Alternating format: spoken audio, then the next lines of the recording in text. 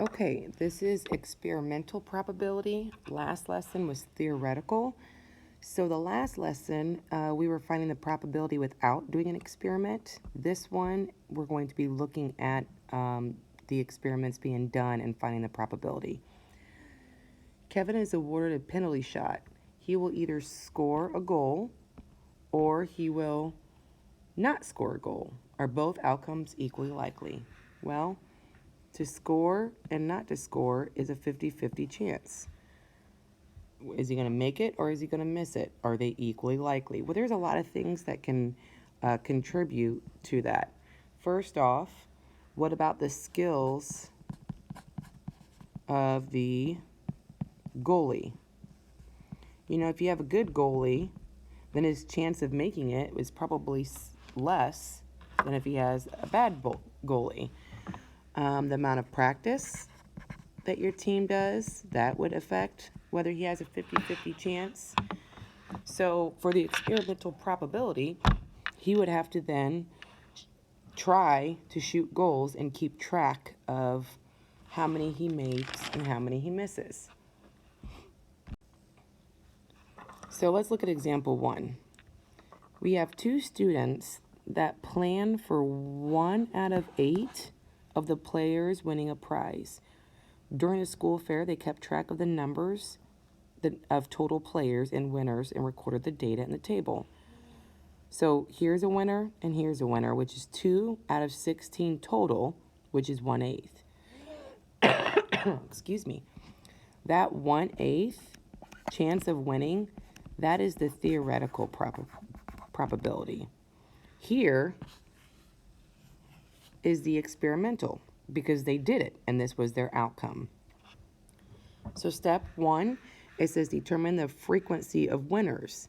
The relative frequency is the ratio of the number of times an event occurs and the total number of trials. So if I look here, from 10 to noon, there's 213 total players, 22 winners. So that was 10.3% chance of winning. From noon to 2, there was 262 players, 36 of them won, 13.7%. Then you add up, for the day, there was 475 players, 58 of them won, which would turn out to be 12.2%.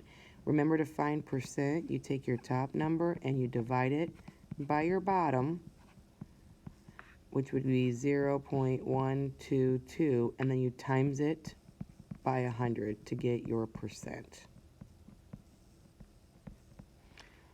The relative frequency of an event is the experimental probability.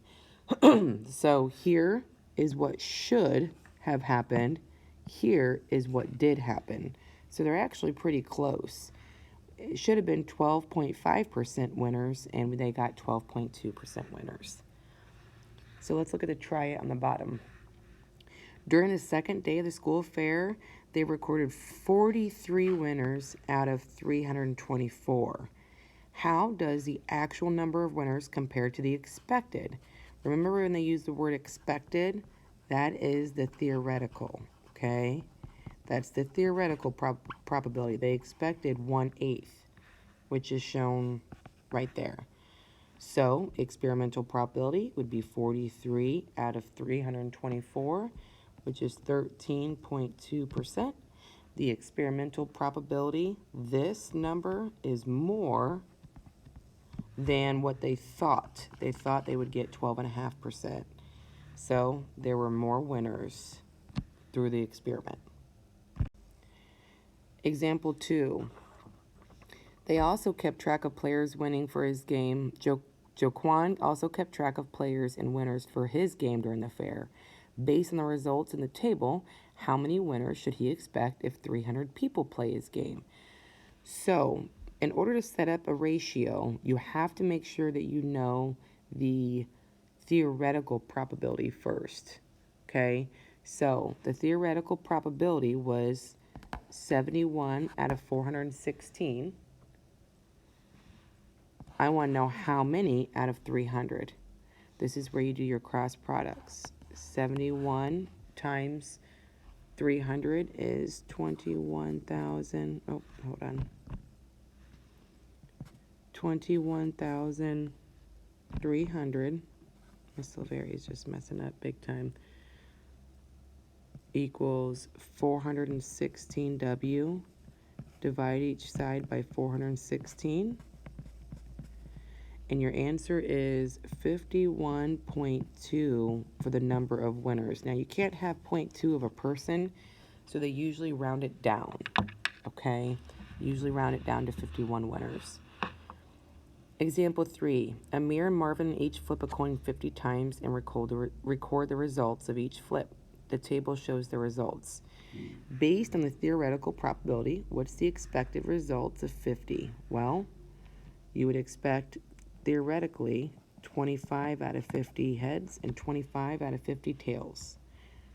Why might the results differ from the expected? Well, here you have to understand that this is just flipping a coin and it's not 100% going to be what it should be, okay? It says theoretical probability can be used to estimate. So this is saying they should be around 50%, but it does not guarantee the results. This is the key here. The more times they flip their coins, the more likely that their results will be closer to the theoretical probability. So what they're saying here is if I flip the coin 10 times, I'm not going to get close to the 50% heads, 50% tails. Where if I flip it 200 times, I'll get closer to the 50%. Says, Amir and Marvin, I'm down here on the try it. Amir and Marvin continue until they flip a coin 200 times. How do you expect Amir's results and Marvin's results to compare? How will their results compare with expected results in theoretical? Well, because they're flipping it more times, we're expecting it to be closer to the 50% probability, okay? We're expecting it to be 100 heads and 100 tails.